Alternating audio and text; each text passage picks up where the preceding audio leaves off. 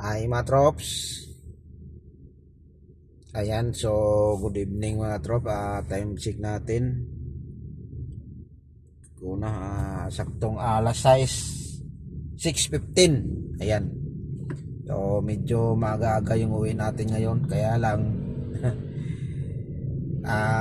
traffic. So gumamit ako ng Google Map. Sinubukan ko. Medyo madali ngayon. Hindi ako nagamit ng Waze. Kaya Google Map yung gamit natin ngayon mga katrops.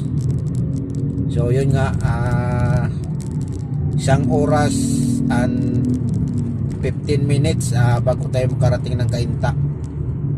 So pinadaan tayo ng Makati, tapos pinapasok tayo dito sa may Reliance, dito sa may Pasig. Yan, tapos lusot natin Meralco na sa doon sa may istansya.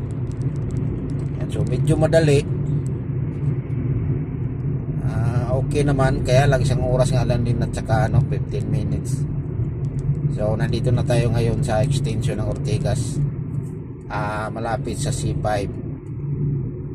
Kaya dito talaga wala talaga dito. Normal na talaga yun dito. Drops, ayan o. Kung nakita nyo naman, ganito na talaga yan. Ayan, so yung stoplight nito, ayan na yung C5. Kaya sana walang traffic, pero nag-open ako kanina ng ng Google Map. Pulang-pula dito. Yung pula dito hanggang doon sa may SMS na. So in-off ko na lang yung in-off na lang yung Google Map natin kasi wala naman tayong ibang malikuan, dire-diretso na to. So ayun. So ang matraffic talaga dito mga katrops, at pag doon na sa may bandang sa may bandang ang tawag nila nito sa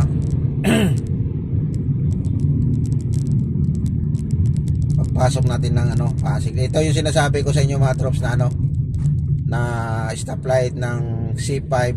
Ayan, tawid na tayo. So nasa padire-diretso na to mga trops, kaya lang dito na natin yung maramdaman talaga yung traffic. So dito banda hindi pa gaano. Pero pagdating natin doon sa unahan, pag malapit tayo sa may Sirimundo, ayan yung papasig, ayun na. Grabe na traffic dyan. Kasi ganito yan mga katrops. Yung dito 4 na lane dito mga katrops. Ayan 1, 2, 3, 4. Tapos pagdating dito sa may akyat tayo ng tulay, naging 3 na lang.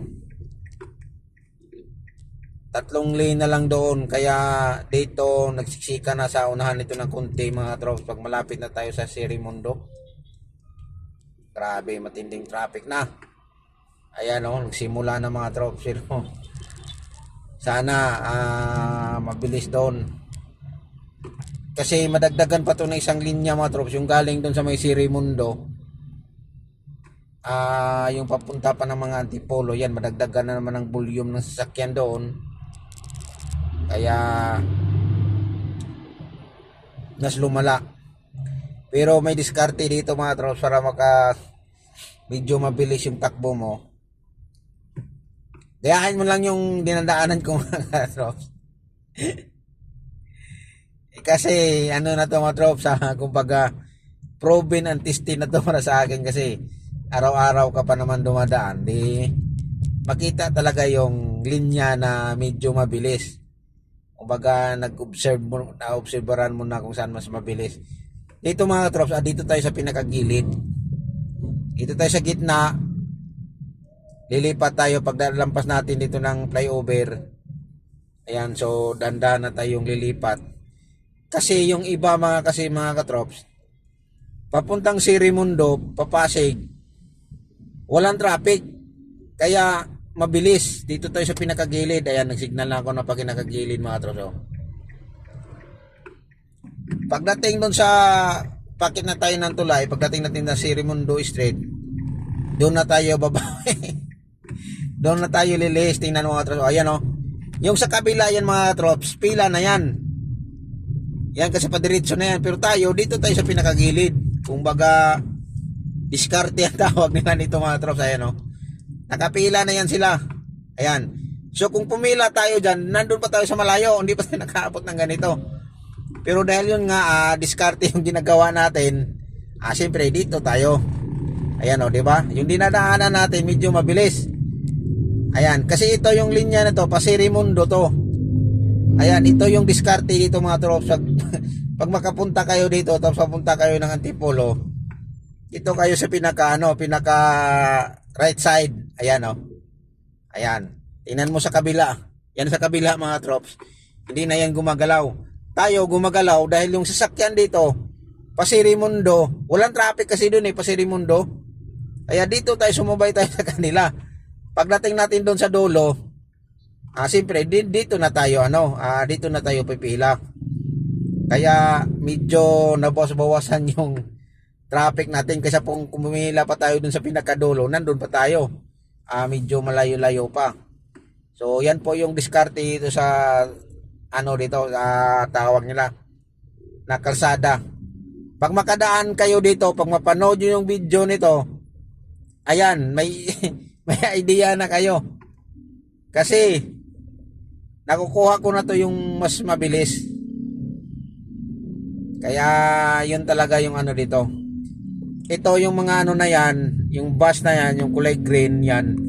Padiretso yan sila, kaya doon din yan sila dumaan sa gilid. Pagdating dun sa dulo, ayan, so kakaliwa na yan sila. Ayan, kasi yung dulo nito, yung may tulay dyan, yan, yung may tulay na yan, yung flyover. Paano na yan? Yan na yung Sirimundo.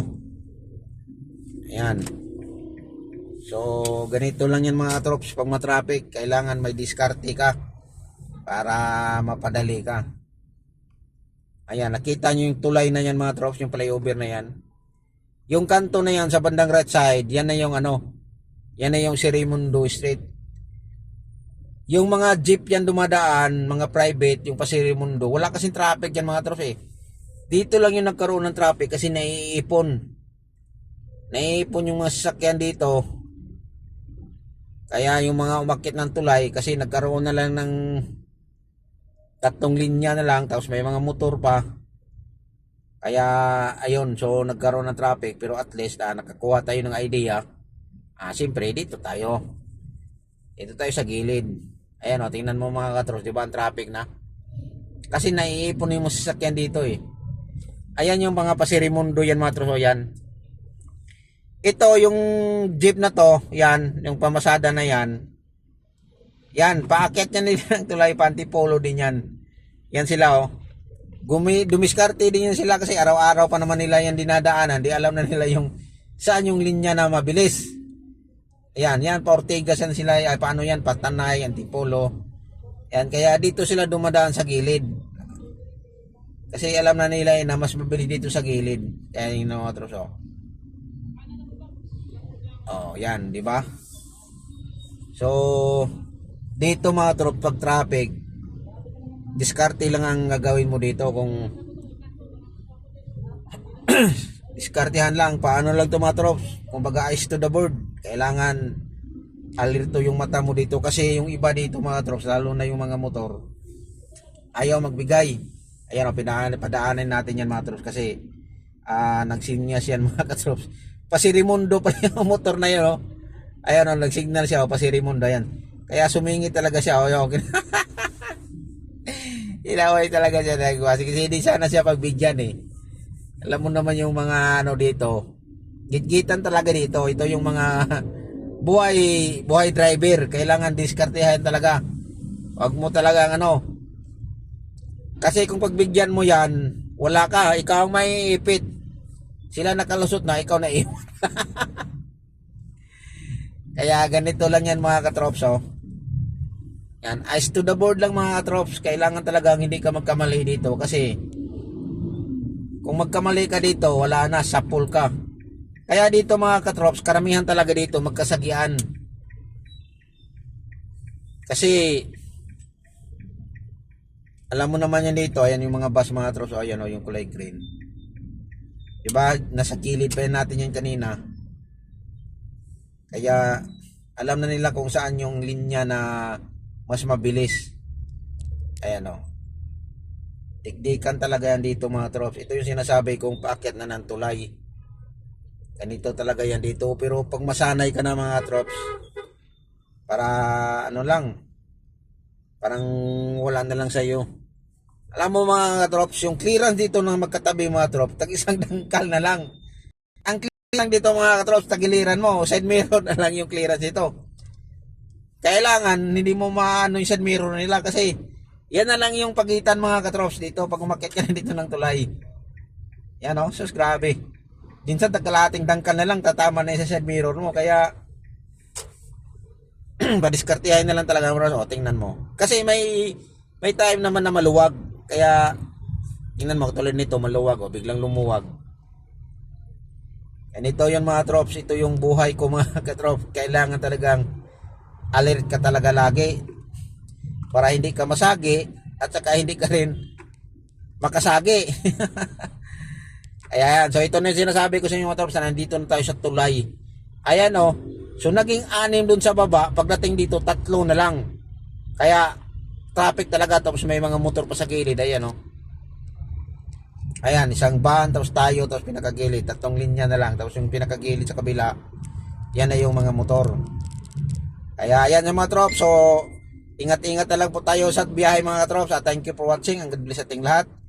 Abang-abangan nyo lang yung next adventure natin for tomorrow. Ayan, so ingat na lang po, ang God bless sa atin. Bye bye.